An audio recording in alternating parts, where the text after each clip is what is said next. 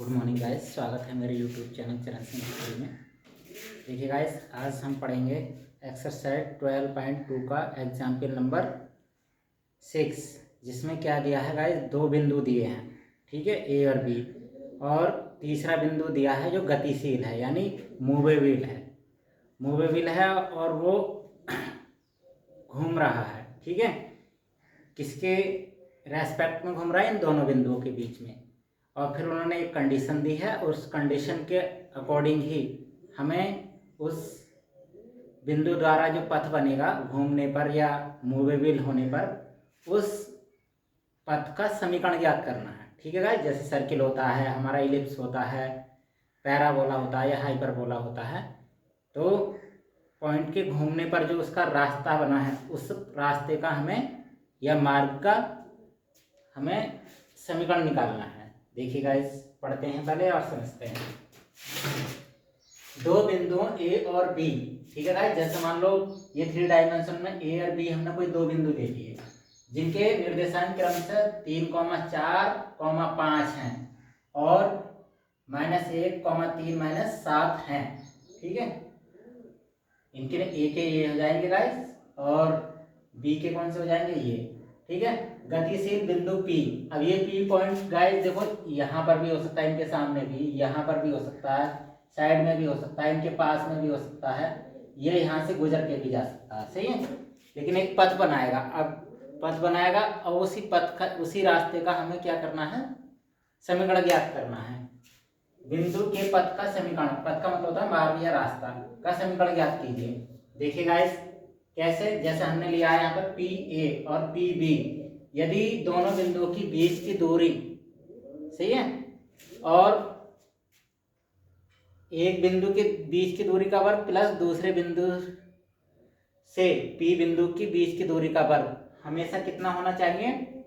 बराबर 2k², ठीक है। ये कंडीशन आपने कौन से उसमें पढ़ी है कि जब कोई बिंदु इस प्रकार गमन करता है कि दो बिंदुओं के बीच की दूरी हमेशा कांस्टेंट रहे, यानी कोई बिंदु इस तरीके से गमन करे कि उन दोनों बिंदुओं से बीच की दूरी का योग हमेशा क्या रहे? कांस्टेंट। तो आप कमेंट बॉक्स में बताइए कि वो कैसा, उसका पथ जो होगा वो कैसा होगा? हाइपरबोला होगा, पैराबोला होगा, इलिप्स होगा, ठीक है, या सर्किल होगा, ठीक। यानी कंडीशन हमने आपको यहाँ पे समझा दी, बस यहाँ पे स्क्वायर दिया। आपको स्क्वायर की जगह ये बताना है कि जब कोई बिंदु इस प्रकार गतिशील होता है कि उसकी दो बिंदुओं से बीच, जो दो बिंदु हैं फिक्स्ड पॉइंट हैं, ए और बी यहाँ पर फिक्स्ड पॉइंट है, और मूवेबल कौन है? पी है, सही है। कभी एक्स पर होगा, कभी एक्स का मान 0 होगा, कभी एक्स का मान नेगेटिव होगा, ऐसे वाई का मान कभी 0 होगा, जेड का मान 0 होगा।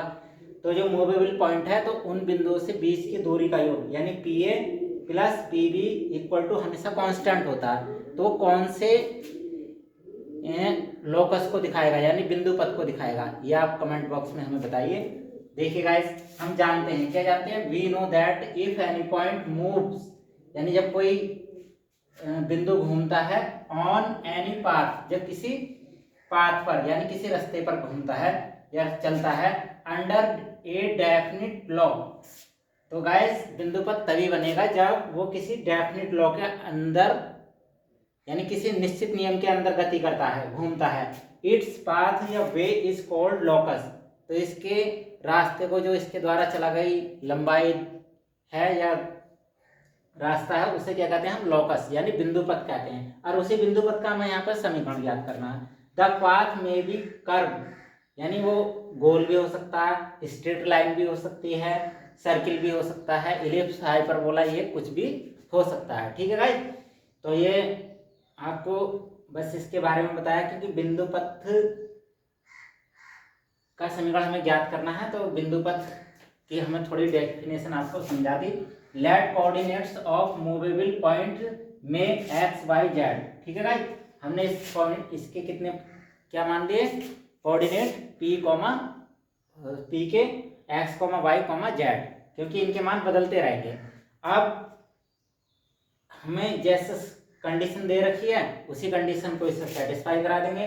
पी ए कितना हो जाएगा? x - 3 का होल स्क्वायर और y - 4 का whole square plus Z minus 5 का होल स्क्वायर। इसी प्रकार पी बी के लिए तो इनका भी, क्योंकि देखो गाइस ये स्क्वायर है ना, तो जैसा हमारा अंडर रूट होता है पी क्यू इक्वल टू ये, तो जब इधर से अंडर रूट हटाएंगे तो इधर स्क्वायर हो जाएगा, तो ये खाली ऐसे ही रह जाएगा इस फॉर्मूले का अकॉर्डिंग। सही है, दो बिंदुओं के बीच की दूरी आप जानती हैं इस फॉर्मूले के अकॉर्डिंग। अब ऐसे पी बी के लिए कर देंगे हम, इसे कर देंगे और सॉल्व करेंगे। जब इसे और भी खोलेंगे तो गाइस स्क्वायर वाले एक्स माइनस ए से या फिर ए माइनस बी वाले सूत्र से खोलेंगे तो इधर लगभग कांस्टेंट में माइनस आ जाएगा और ये थोड़ा सिंप्लीफिकेशन हो जाएगा। ठीक है, 109 आ जाएगा इधर।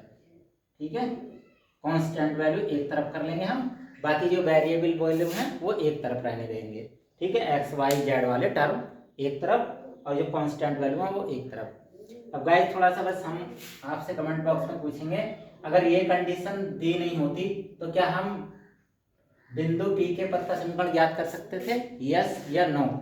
इसमें आप हमें कमेंट्स में आंसर दीजिए। थैंक यू गाइस, मिलते हैं नेक्स्ट वीडियो में, तब तक के लिए धन्यवाद।